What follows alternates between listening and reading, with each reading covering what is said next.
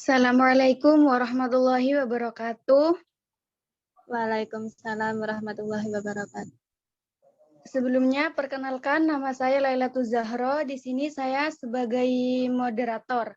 Pada kesempatan malam ini, kami dari kelompok 2 dengan nama anggota Abdul Qadar, Anita Agustin, Hamsatun, Huzaimah, Lailatul Zahro, Fendi Pradana, Naning Baitur Rohmah akan mempresentasikan dengan tema leadership.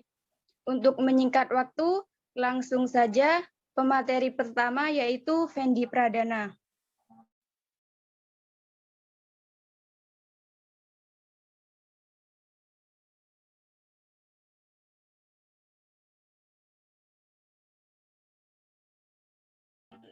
Baik, terima kasih. Saya akan menjelaskan tentang pengertian leadership. Pengertian leadership gaya atau perilaku seseorang yang memiliki kemampuan dalam mewujudkan sesuatu dengan cara mengarahkan orang lain di dalam kelompok tertentu dan adanya interaksi di dalamnya antara pemimpin, anggota, serta situasi. Baik, selanjutnya. Terima kasih. Untuk pemapar materi selanjutnya yaitu Huzaimah. Baik, terima kasih. Di sini saya akan menjelaskan teori leadership. Yang pertama ada teori karakter. Teori karakter adalah sebuah teori yang menitik beratkan karakter-karakter tertentu yang mampu menyukseskan kepemimpinan. Seperti contohnya karakter fisik, inteligensi, ketegasan, dan sebagainya. Yang kedua ada teori perilaku. Teori perilaku adalah beberapa perilaku yang mencerminkan karakter pemimpin. Perilaku tersebut terbagi menjadi dua. Yang pertama adalah job-centered, yang kedua adalah employee-centered. Job-centered adalah sifat kepemimpinan yang berfokus pada pekerjaan, sementara employee-centered berfokus pada kondisi para karyawan atau bawahan di sebuah proyek. Yang ketiga, ada teori kepemimpinan situasional, di mana teori ini dikembangkan oleh Hersey dan Blanchard. Ini memiliki titik berat pada kematangan pada pengikut atau bawahan.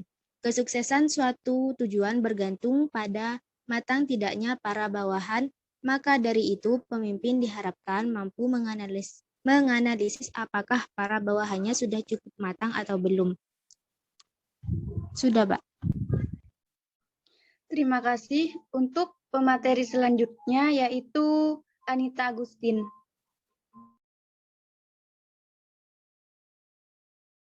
Baik, terima kasih. Macam-macam gaya leadership. 1. Gaya kepemimpinan transformasional. Seseorang yang mampu menjelaskan tujuan kepada anggota, memberikan tugas anggotanya yang dianggap berpotensi dalam tugasnya, memiliki harapan tinggi kepada anggotanya, dan memimpin tanpa harus ada di tempat kerjanya. Kedua, gaya kepemimpinan demokratis.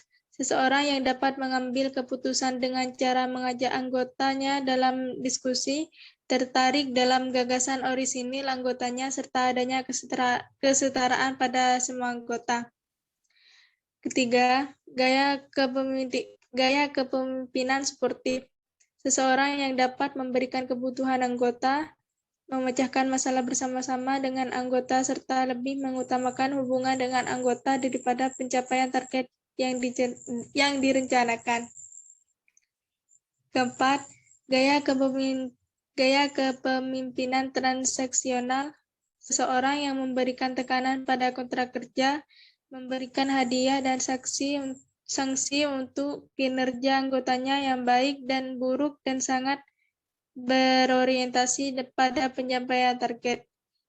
Kelima, gaya kepemimpinan laissez-faire.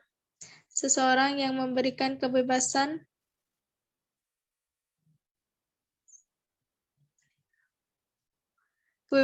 menyerahkan keputusan kepada anggota, membutuhkan anggota yang terampil dan aktif, serta lebih banyak mengawasi kinerja anggota daripada terlibat langsung dalam proses mencapai tujuan. Keenam, Gaya kepemimpinan karismatik. Seseorang yang mampu menginspirasi dan menjadi figur penting, memiliki visi yang kuat, tidak banyak mengambil gagasan anggota, dan jika tidak ada yang berpengaruh negatif bagi organisasi. Ketujuh, gaya kepemimpinan autokratis. Seseorang yang menghendaki kekuasaan penuh dan memimpin, mengambil keputusan mutlak, jarang membuka komunikasi ke anggota, serta anggota hanya sebagai pelaksana perintah. Terima kasih. Untuk pemateri selanjutnya, Hong Satun. Baik, di sini saya akan menjelaskan tentang tipe-tipe dari leadership. Yang pertama yaitu otoriter atau membuka keputusan, peraturan, dan prosedur berdasarkan pemikiran sendiri, serta bertanggung jawab di dalamnya tanpa memberikan kebebasan kepada anggotanya. Yang kedua yaitu demokratis, mengutamakan kerjasama antara orang-orang yang ada di lingkungan kerja. Yang ketiga, delegatif, memberikan wewenang kepada anggota untuk mengambil keputusan, sangat berguna bagi anggota yang sudah berpengalaman. Yang keempat, transformasional, memiliki sifat cerdas, energik, penuh semangat, serta berfokus pada perubahan dalam kelompok dan unsur yang terlibat di dalamnya. Yang kelima, transaksional, berfokus pada status pemimpin dan anggota. Perintahnya harus dipatuhi untuk memahami peran masing-masing. Yang keenam, situasional, berperan sesuai situasi kerja, yaitu mengarahkan langsung, melatih, mendukung, dan delegasi. Yang ketujuh, karismatik, menjadi sumber kekuatan, membuat anggota serta orang lain menghargai nilai yang mereka anut. Yang kedelapan, melayani, yaitu memberikan kebutuhan anggota secara pribadi dan profesional agar mampu menghasilkan pekerjaan yang lebih baik lagi. Yang kedelapan, birokrasi, mengharap anggota mengikuti aturan yang tepat sesuai yang sudah ditulis. Yang ke-10, visioner, atau memiliki visi yang jelas dengan selalu berinovasi dalam rangka mencapai target yang ditentukan. Selalu mendorong anggota timnya untuk selalu memacu dan mencoba hal-hal baru dalam meningkatkan kinerja dan menemukan metode yang ideal dalam proses pencapaian tujuan. Sekian dari saya serahkan kepada moderator. Terima kasih. Untuk pemateri selanjutnya, saya sendiri. Di sini saya akan menjelaskan tentang manfaat leadership. Yang pertama, peningkatan produktivitas tenaga kerja. Leadership sangat berperan penting dalam meningkatkan produktivitas tenaga kerja, karena motivasi dari seorang pemimpin sangat dibutuhkan agar para karyawan bersemangat dalam bekerja, sehingga akan menciptakan prestasi kerja yang baik. Yang kedua, peningkatan kemampuan untuk berhasil di bawah tekanan. Yang ketiga, meningkatkan kecerdasan emosional. Kecerdasan emosional akan membentuk kepemimpinan yang efektif. Para karyawan dan pemimpin akan saling mengutarakan kendala yang dialami dan memberi masukan sehingga masalah yang ada cepat terselesaikan. Yang keempat, meningkatkan karisma dan keseriusan dalam operasi bisnis. Yang kelima, menumbuhkan rasa percaya diri dalam tim. Dengan adanya leadership, maka akan tumbuh rasa percaya diri di setiap karyawan. Yang keenam, peningkatan keterampilan mendengarkan dan komunikasi. Dengan meningkatnya keterampilan mendengarkan dan komunikasi, karyawan dapat berinteraksi dengan baik, sehingga mampu membangun kemajuan bagi perusahaan. Yang ketujuh, meningkatkan kesadaran akan keberagaman di dunia kerja. Dengan meningkatnya kesadaran akan keberagaman di dunia kerja, dapat mengurangi pengurangan karyawan atau turnover, sehingga karyawan dapat merasa dihargai, diterima, dan bertahan lebih lama di tempat kerja. Untuk pemateri selanjutnya, Abdul Qadar. Jadi pemimpin efektif. Nunidia dan Widianti diacu dalam Hakim 2003. Satu, pemimpin harus peka terhadap lingkungannya. Yang kedua, pemimpin harus menjadi teladan dalam lingkungannya. Yang ketiga, pemimpin harus bersikap dan bersifat setia kepada janjinya, kepada organisasinya. Yang keempat, pemimpin harus mampu mengambil keputusan, harus pandai cakap dan berani setelah semua faktor yang level diperhitungkan. Siaga 2003. 1. Pengetahuan umum yang luas. Kedua, kemampuan untuk tumbuh dan berkembang. 3. Kemampuan analitik. 4. Sifat intuitif atau rasa ingin tahu. Kelima, keterampilan berkomunikasi secara efektif. Yang keenam, kemampuan menentukan skala prioritas. Yang ketujuh, rasionalitas. Yang kedelapan, keteladanan. Yang kesembilan, ketegasan. Yang terakhir, operativitas masa depan.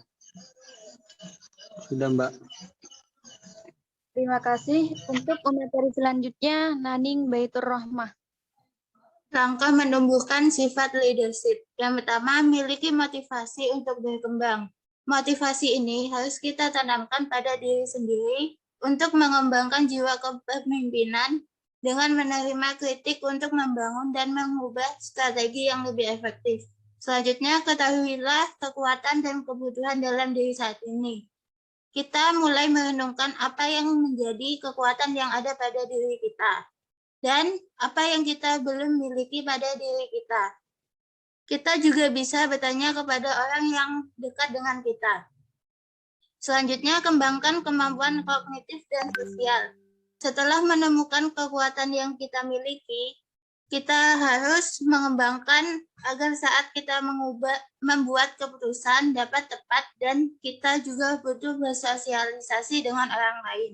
Selanjutnya, kembangkan kemampuan emosional dengan cara memulai belajar untuk mengetahui emosi orang lain dan belajar untuk mengontrol pengekspresian emosi diri sendiri.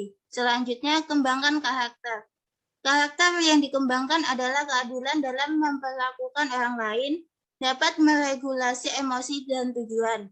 Berhati-hati dan bijaksana dalam melihat dari sudut pandang orang lain, serta memiliki keberanian dalam melakukan sesuatu yang benar atau mengambil risiko. Yang selanjutnya, membuat tujuan yang baik. Tujuan yang baik yaitu kompetensi yang ingin kita capai harus sesuai dengan peningkatan agar dapat kita ukur dalam pencapaiannya. Yang terakhir, meminta feedback. Feedback ini kita bisa memintanya kepada orang yang dekat dengan kita, orang yang memiliki hubungan dengan kita. Feedback yang bagus harus kita pertahankan, sedangkan feedback yang buruk menjadi bahan untuk perubahan yang lebih baik lagi. Baik, saya kembalikan ke moderator.